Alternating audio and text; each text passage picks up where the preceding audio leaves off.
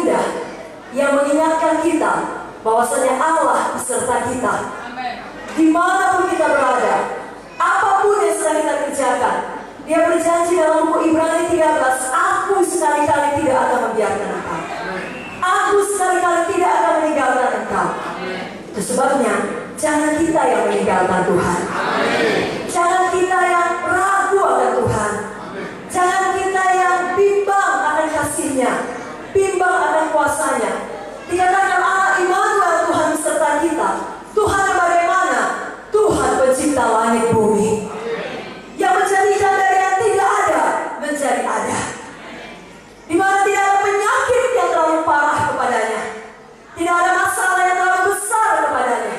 Dia Allah Maha Kuasa, dan Dia Allah yang Maha Kasih. Tadi sudah dikatakan oleh Bu Munte, Dia bukan hanya mampu menolong kita, Dia mau menolong kita. Karena kalau kita sakit, keluarga kita mau menolong kita, tetapi Dia tidak mampu.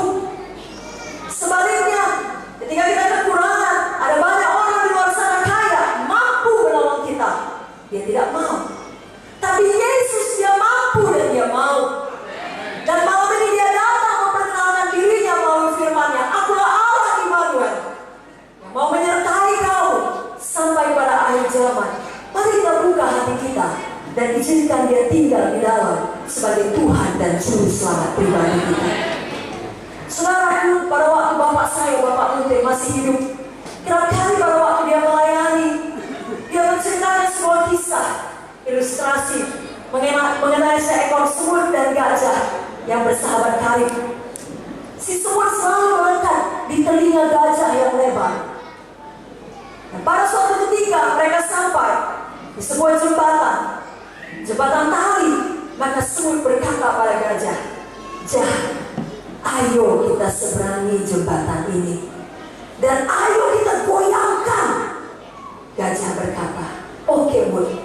Maka mulailah dia melangkah dengan kaki-kakinya satu persatu. Tiap kali gajah menghentakkan kakinya pada jembatan itu bergoyang dengan hebat.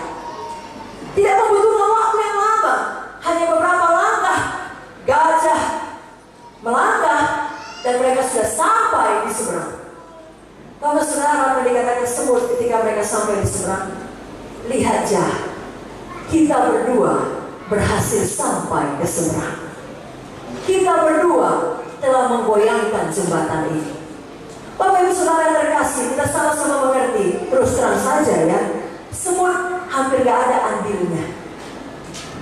Bila semut seorang diri hendak menyeberangi jembatan itu, saya yakin membutuhkan waktu, kalau tidak 10 kali lipat, mungkin tidak akan pernah bisa. Apalagi menggoyangkannya sambil menyeberanginya. Hanya karena dia melekat di telinga gajah, sesungguhnya gajah yang melakukan itu semua. Dalam hidup ini, kita juga demikian. Dengan kekuatan kita sendiri, kita sudah dengarkan kesaksian Ibu Munte tadi. Baik pun kita, semua pun kita lakukan dengan usaha kita yang paling baik, kehidupan bisa terjadi di luar kendali kita. Hanya Tuhan Yesus, gajah yang bersama kita, yang memampukan kita menyeberangi jembatan apapun. Adalah Tuhan Yesus yang menyelamatkan kita. Adalah Tuhan Yesus yang menolong kita. Adalah Tuhan Yesus yang menyembuhkan kita. Jangan kita pernah meninggalkan Dia, atau bimbang, atau menutup hati kita kepadanya. Pada malam ini, pada waktu firman Tuhan disampaikan sebentar lagi oleh Ibu Pendeta Victoria, saudara, bukalah hati saudara. Izinkan iman saudara timbul. Izinkan iman saudara tumbuh.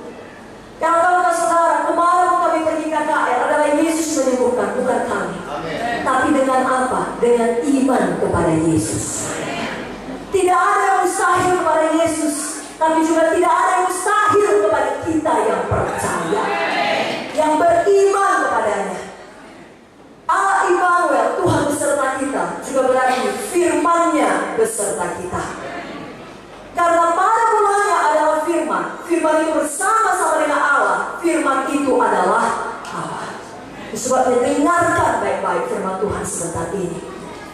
Roma 10:17 mengatakan, iman timbul dari pendengaran akan firman Kristus.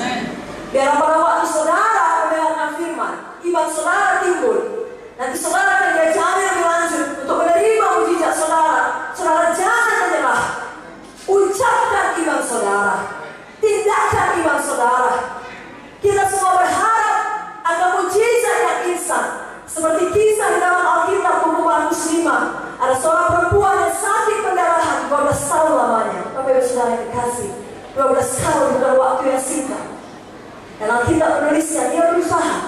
Dia mencari berbagai tabib. Kita pun harus berusaha. Amin. Tetapi ternyata lagi-lagi Alkitab menuliskan, itu tidak menyembuhkan dia. Justru keadaannya makin buruk dan hartanya habis. Tapi semua itu berubah ketika dia mendengar berita-berita tentang Yesus. Ketika dia mendengar firman tentang Yesus, imannya tumbuh. Ucapannya merupakan ucapan iman. Apa yang dikatakan perempuan yang sakit 12 tahun ini, yang sudah hilang harapan, yang hanya menunggu kematian. Dia tidak lagi berkata, aku pasti mati. Memang aku sudah berusaha, penyakitku terlalu parah, aku akan mati. Tidak, dia berkata, asal ku jamah coba Yesus, aku akan sembuh. Dan dia tidak tinggal di rumah. Dia bukan tidur dan berkata, kalau Yesus mengasihi aku, Yesus lewatlah ke rumahku, Yesus datang menumpangkan tangan lalu sembuh. Tidak. Walau tubuhnya lemah, walau pendarahannya masih keluar, dia pergi mencari Yesus. Sambil berkata, asal ku jamah coba Yesus, aku akan sembuh. Mungkin pada waktu dia pergi di tengah orang banyak mengumpuli Yesus, ada yang berkata, kau kan perempuan pendarahan, aku kenal kau, najis, tidak boleh berada di tengah orang banyak. Mungkin ada yang tidak suka atau mungkin tidak kenal dia. Dia disingkirkan, dia terjatuh, kakinya mungkin kena pijakan orang. Banyak halangan datang pada Yesus, tapi dia tidak menyerah. Saudara juga jangan menyerah. Nah, Alkitab berkata, pada waktu dia menjamah jubah Yesus, seketika itu juga berhentilah pendarahannya dan sembuhlah penyakitnya. Dan Yesus bukan berkata, hai anakku, kuasaku menyembuhkan engkau, walau benar kuasanya menyembuhkan. Tapi Yesus berkata kepada perempuan itu, hai anakku, imanmu telah menyelamatkan engkau. Malam ini sekali lagi Bapak Ibu Saudara, dengarkan sungguh-sungguh firman Tuhan. Beriman dengan tidak menyerah. Ada kalanya beberapa di antara kita akan sembuh dalam semalam ini. Ada kalanya sembuh pada waktu kita pulang ke rumah, sembuh esok hari. Tidak menjadi masalah kapanpun waktunya. Yang penting kita tidak kehilangan iman kita. Tetap ucapkan iman kita. Oh, ada satu kisah dalam buku Markus 11. Kalau saudara baca dalam ayat 12 sampai 14, suatu hari Tuhan Yesus berjalan bersama murid-muridnya dan tiba di satu tempat, melihat ada pohon ara. Lalu Tuhan Yesus mencari-cari di pohon ara itu kalau ada buahnya, tapi ternyata tidak ada, karena memang belum musim buah ara. Lalu Yesus berkata, Yesus berfirman, jangan ada orang makan buahmu sampai selama-lamanya. Saudaraku, kelihatannya tidak ada apapun yang terjadi. Pohonnya masih tegak berdiri, masih hijau, daunnya masih segar.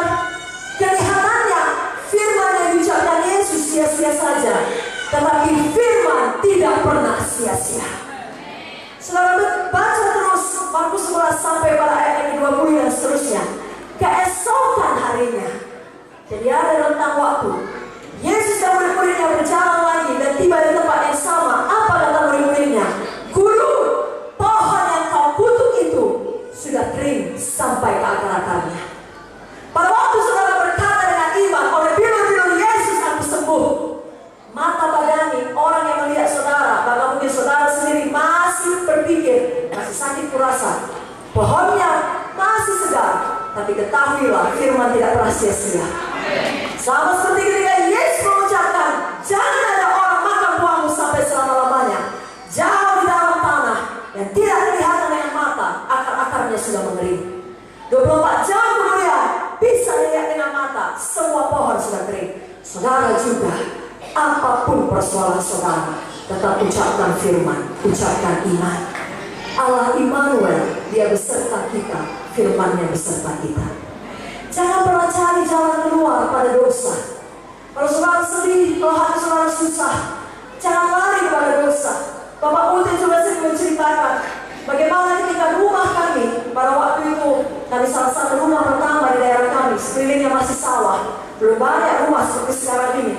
Kalau musim penghujan seperti bulan-bulan Desember, sawahnya seperti kolam, banyak ikannya. Lalu banyak orang akan datang mereka mancing. Mereka taruh kayu, di kayu itu ada ulat atau cacing ya, tapi di Medan ada cacing. Lalu mereka lemparkan, mereka gerakkan seperti hidup. Maka ikan-ikan yang ada di dalam, kebanyakan ikan gabus atau ikan lele, dia tertarik melihat umpan itu. Dia pikir ini saatnya makan siang. Maka kemana umpan itu pergi, dia ikuti. Lalu pada saat yang dirasa tepat, dia makan umpan itu. Pada waktu itu, tadinya dia pikir dia dapat makan siang. Rupanya hidupnya terperangkap, dia menjadi makan siang. Kadang-kala ada banyak sekali tawaran daripada dunia yang disodorkan oleh setan. Dan kita berpikir itu bisa menjawab masalah kita. Dosa tidak pernah jawabannya. Yesus Allah Immanuel, firman Tuhan yang jawabannya. Tapi kita manusia tidak luput dari kesalahan. Ada saatnya kita seperti ikan tersebut. Kita tangkap, kita makan umpannya. Lalu dosa yang pada awalnya kita pikir tidak berbahaya, tidak merugikan orang lain, ternyata mengikat hidup kita, membuat kita menderita, menuduh kita, dan salah yang mendalam jadi milik kita. Tapi malam ini berita baiknya, Yesus bukan hanya mengasihi saudara, Dia Allah kasih adanya. Dan tidak ada dosa yang terlalu besar untuk diampuni Tuhan Yesus. Malam ini izinkan saya menutup dengan satu ilustrasi firman Tuhan. Saudara pun tadi pungut yang memberikan uang 100.000 ini kepada saya, masih baru dan asli. Kalau saya tanya pada saudara, maukah saudara? Tentu mau. 100.000 yang masih asli, masih bagus.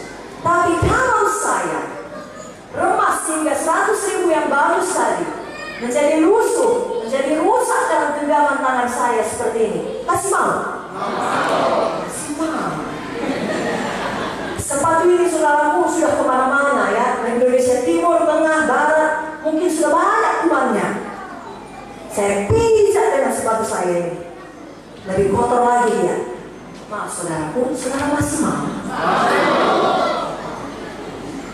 Supaya betul-betul yakin. Cuy, maaf. Tambah lagi uangnya. Saudara masih mau?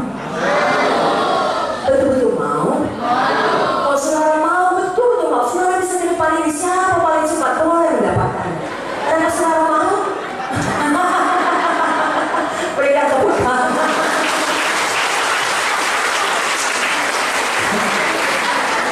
Maafkan pendeta kalah cepat. Kenapa kira-kira ada beberapa orang yang mau maju bertindak mengambilnya, padahal uang itu sudah rusak, sudah kotor, sudah diludahi? Kenapa masih mau? Karena harganya, nilainya masih sama. Demikian saya dan saudara di hadapan Allah Immanuel yang Maha Kasih. Walaupun hidup kita sudah rusak oleh dosa, sudah rusak oleh penyakit, sudah rusak oleh semua pilihan-pilihan kita yang salah, di mata Tuhan masih sama nilainya. Saudara masih sama berharga, seharga nyawa anaknya, nyawa Yesus Kristus yang mati di kayu salib.